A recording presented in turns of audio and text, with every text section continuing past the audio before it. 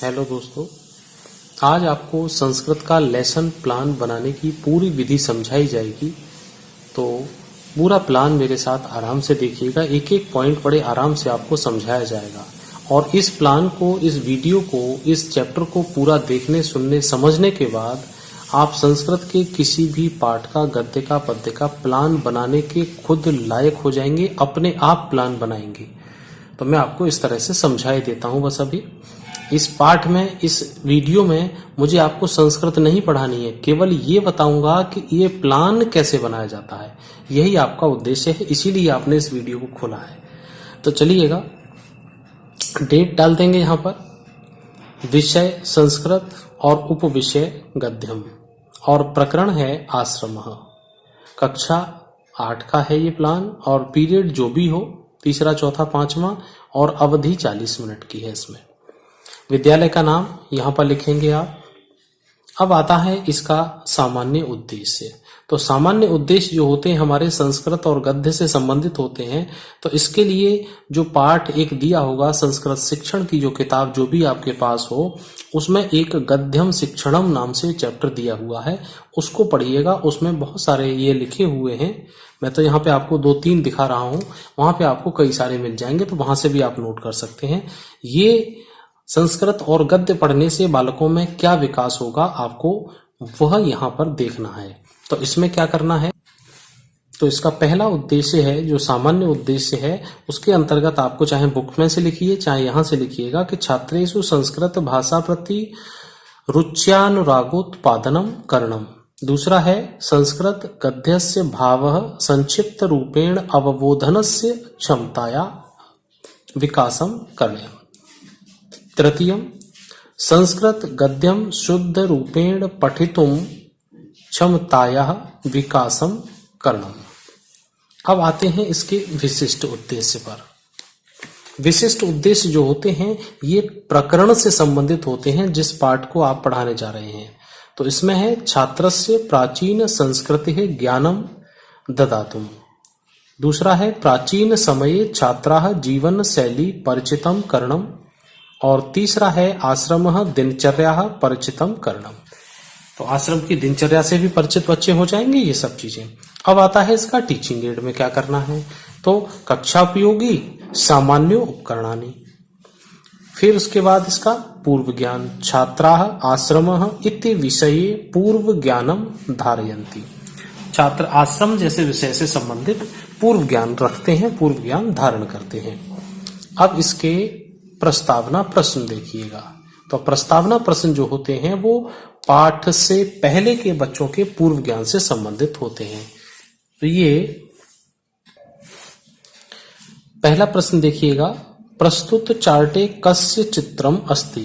एक बालक ने चार्ट लगाया हुआ है और उसमें से पूछ रहा है कि प्रस्तुत चार्टे कस्य चित्रम अस्ति, प्रस्तुत चार्ट में किसका चित्र है। तो छात्र उत्तर देंगे विद्यालयम। अस्मिन् समये विद्या अध्ययनम कुत्र गच्छति। प्राचीन समये छात्रा विद्या अध्ययनम कर्तु कुत्र गच्छन्ति स्म।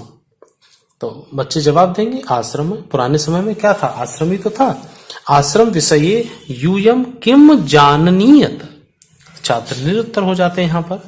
तो अब उसके बाद फिर आप उद्देश्य कथन के अंतर्गत आपको बोलना है, अद्य वयम गद्य विधायांतर्गते आश्रमः इति पाठस्य पाठस्यामः।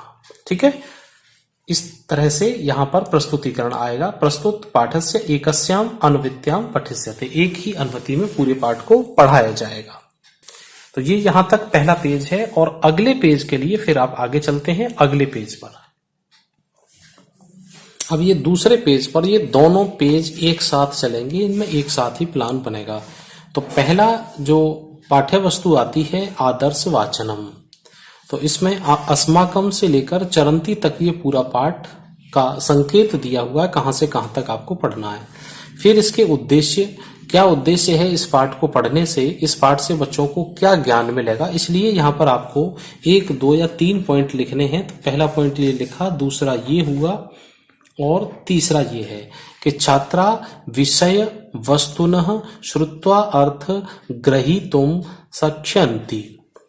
छात्राः विषय वस्तुनः केन्द्रियं भाव ग्रहीतुं इच्छन्ति। छात्रा नवीन शब्दैः सह परिचिता भवन्ति। अब छात्राध्यापक या छात्राध्यापकों को क्या क्रिया करनी है? देखिए दोनों पेज एक साथ दिखा रहा हूं, तो हो सकता है ये आपको सब छोटे दिख रहे हो। थोड़ा सा वीडियो की क्वालिटी को हाई कर देना, आपको क्लियर दिखेगा, या स्क्रीनशॉट लेके भी आप देख सकते हैं। तो छात्राध्यापिका उचित आरोहण शब्द स्पष्टम भाषायां भावानुकूलम विराम चिन्हानुसारेण मौखिक रूपेण छात्राः समकक्षम आदर्श वाचन करिष्यति। ठीक है, इन सब सावधानियों के साथ छात्राध्यापिका या छात्राध्यापक पाठ का आदर्श वाचन करेंगे। सर्वे छात्रा ध्यान पूर्वक सम्यक रूपेण श्रवयन्ति। तो सभी छात्र ध्यान पूर्वक उसको सुनेंगे। और यहाँ पर जो तकनीकी साधन के रूप में यूज किया है, एक बुक को ले लिया है यहाँ पर। और ये मूल्यांकन वाला जो पेज है, ये कॉलम है, ये यहाँ पे अभी खाली चलेगा जब तक इसकी आवश्यकता नहीं है। तो एक कंटेंट इसका पूरा होता है। दूसरे कंटेंट की ओर चलिए। ये लिखा है अनुकरण वाचनम।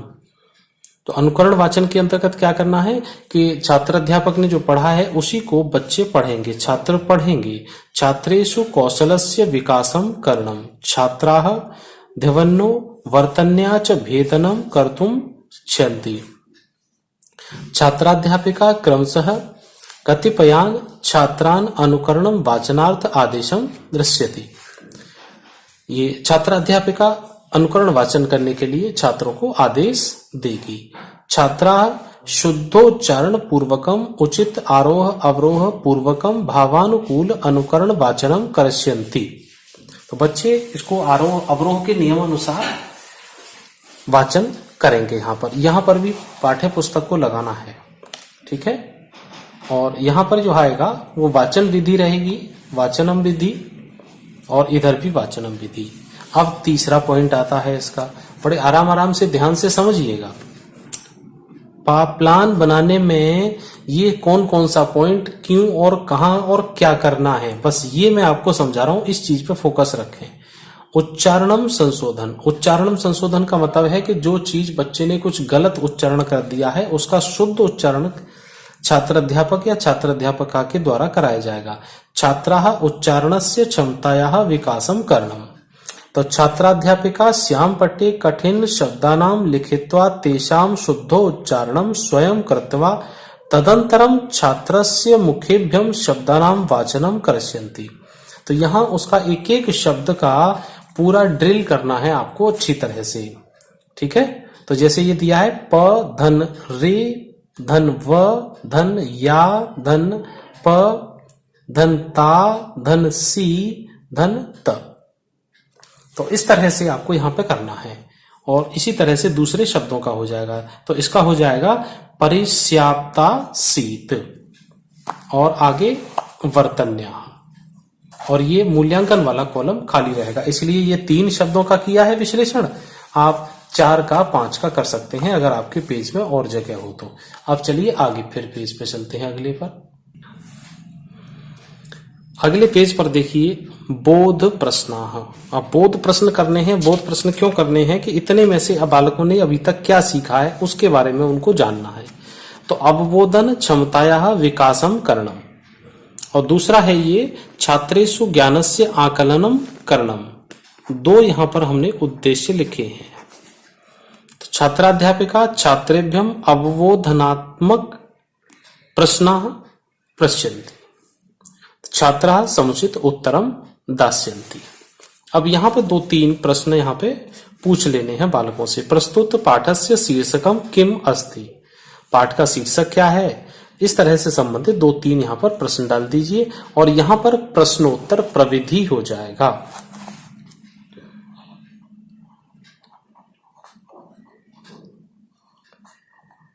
प्रश्नोत्तर प्रविधि, प्रश्नोत्तराणी प्रविधि। आगे आता है काठिन्य निवारण। अब जो कठिन शब्द हैं उनका निवारण करना है, मतलब कठिन शब्दों का अर्थ देना है। तो छात्राः भाषायाः तत्व ज्ञानम विभक्ति प्रत्यय उपसर्ग संधि इत्यादि नाम प्रत्याभिज्ञानम च कर्तव्यम राक्षन्तम। तो छात्राध्यापिका विविधानां प्रयोगनेम छात्रैः सहयोगम च काठिन्य निवारणम करिष्यति। तो शब्द क्या है? अस्वस्थ, अश्वत्थ, अश्वत्थ, नींब, विहाय, आम्र, मलक। तो इनके अर्थ क्या लगेंगे? अश्वत्थ का मतलब अश्वस्थ नहीं, अश्वत्थ, अश्वत्थ ये पीपल, पीपल, नींब, नीम। तो इस तरह से इनको देखना है आपको, इस तरह से आपको लगाने हैं। और यहां पर एक ये ब्लैक बोर्ड लगाना है। ये ब्लैक बोर्ड तो नहीं है ब्लैक, लेकिन ये काले कागज पर लगाना है और उस पर भी आपको ये सब अर्थ लिखने हैं। फिर आइए अगले पेज पर, मौन वाचनम। अब इतना सारा पढ़ाने के बाद बालकों को क्या करना है कि जो पढ़ाया गया है उसको मन मन में पढ़ेंगे। और क्यों पढ़ेंगे वो यहां पे देखिए, छात्राः द्रुत पाठनस्य कलायाम निपुणताम प्राप्तुम शक्ष्यन्ति।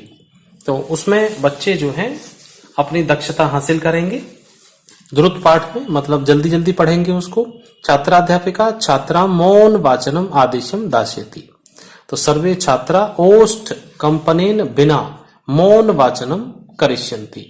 तो यहां पर वाचनम हो जाएगा, यहां तकनीकी वाचनम है और ये मूल्यांकन वाला कॉलम अभी तक खाली रहेगा। फिर आगे चलता है विचार विश्लेषणात्मक प्रश्न। तो छात्रेषु मनन चिंतन तर्क कल्पनायां शक्तिच विकासम करणीयम। छात्राध्यापिका विचार विश्लेषणात्मक प्रश्नाम पृच्छति। तो विचार विश्लेषणात्मक के प्रश्न यहाँ पे पूछे जाएंगे उनसे। अब यहाँ पे 3-4 प्रश्न किसी भी तरह के आप पूछ सकते हैं, चाहे वो फिल इन द ब्लैंक के हो सकते हैं या वन लाइनर कह सकते हैं, एक एक शब्द वाले भी हो सकते हैं। छात्रा समुचित उत्तरम दास्यन्ति। काले काले मेघ किम कुर्वन्ति। काले काले मेघ वर्षा कुर्वन्ति। तो इस तरह से यहाँ पे 4 प्रश्न कीजिए, प्रश्नोत्तराणी या प्रश्नोत्तर प्रविधि। आगे आता है इसका भाव व्याख्या। तो भाव व्याख्या के अंतर्गत इसमें अर्थ देना है, कहां से कहां तक का, पूरे का एक साथ, अस्माकम से लेकर चरंती तक। तो छात्रा विषय वस्तु निहिताम तत्वानाम विषयानुरागम घटनादिनानम च संक्षिप्तम शक्ष्यन्ति। तो छात्र अध्यापिका संक्षिप्त रूपेण व्याख्या करिष्यति। छात्रा ध्यान पूर्वकम श्रीयन्ति। ये व्याख्या होगी, बच्चे सब ध्यान पूर्वक सुनेंगे और वो उसकी भावपूर्ण व्याख्या पूरी तरह से करेंगे। आगे देखिए, लेसन प्लान के इस अंतिम पेज पर पुनरावृत्ति प्रश्न। तो छात्राणाम प्राप्त ज्ञानस्य मूल्यांकनम कर्तुम शक्ष्यन्ति। पूरे अब तक जो पढ़ाया गया है उस पाठ का बालकों ने क्या समझा है, क्या बोध किया है, उसका मूल्यांकन करने के लिए छात्राध्यापिका छात्राम पुनरावृत्ति प्रश्न पृच्छति। और ये बालक यहाँ पे उत्तर देंगे। प्रश्न उत्तर प्रविधि कर सकते हैं, प्रश्नोत्तराणी कर सकते हैं और इसको लपेट फलक लपेट श्यामपट पर आपको लिखना है। और ये उचित मेलम कृत्वा लिखनी, ये मैचिंग द वर्ड्स हैं, तो इनको मैच करना है। तो उसको आप यहाँ पे भी लिख सकते हैं, इनके आंसर यहाँ पे भी लिख सकते हैं, जैसी मर्जी है। इसमें दोनों तरह से किया जा सकता है, कोई दिक्कत नहीं। आगे आता है इसके लास्ट पॉइंट है इसका गृह कार्य। तो छात्राणाम प्राप्त ज्ञानम स्थायित्वम प्रदानम करणम। तो छात्राध्यापिका छात्रेष्य उचित गृह कार्यम दास्यति। तो छात्राः स्व अभ्यास पुस्तकानि गृह कार्यम अंकित करिष्यन्ति। अपनी पुस्तक पर गृह कार्य को अंकित करेंगे और ये बोर्ड पर इस तरह से गृह कार्य यहाँ पर दिया गया है, या इनको प्रश्न के रूप में यहाँ पर भी आप दे सकते हैं। प्रश्न 1 है और प्रश्न 2, इस तरह से कर सकते हैं। और ये पूरा प्लान आपको कंप्लीट हो गया।